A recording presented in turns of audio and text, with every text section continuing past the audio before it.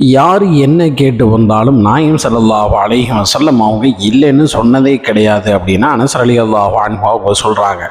ஒரு தடவை ரசூலுல்லாஹி ஸல்லல்லாஹு அலைஹி வஸல்லம் ஜாபிர் ரலியல்லாஹு அன்ஹு அவங்கள்ட்ட பஹ்ரைன் நாட்டிலேருந்து ஜக்காத்து பொருட்கள்லாம் வந்துச்சுன்னா உனக்கு நான் இவ்வளவு தர்றேன் அப்படின்னு சொல்லி சொல்கிறாங்க. ஆனால் ரசூலுல்லாஹி ஸல்லல்லாஹு அலைஹி வஸல்லம் உயிரோடு இருக்கிற வரைக்கும் அப்படி எந்த பொருளும் வந்து சேரலை.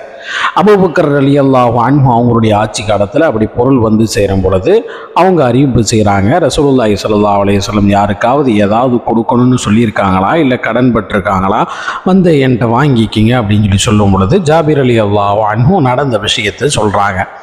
நாயம் ஸல்லல்லாஹு அலைஹி வஸல்லம் அவங்களுடைய வார்த்தையை காப்பாற்ற விதமாக அபூபக்கர் சித்திக் ரலியல்லாஹு அன்ஹு கை நிறைய நாணயங்கள் அள்ளி கொடுக்குறாங்க. அதை எண்ணி பார்க்கும் பொழுது 500 காயின்ஸ் இருந்துச்சு. இதே மாதிரி 2 மடங்கு நீங்கள் எடுத்துக்கோங்க அப்படின்னு ஜாபிர் ரலியல்லாஹு அன்ஹு அவங்கள்ட்ட அபூபக்கர் சித்திக் ரலியல்லாஹு அன்ஹு சொல்கிறாங்க.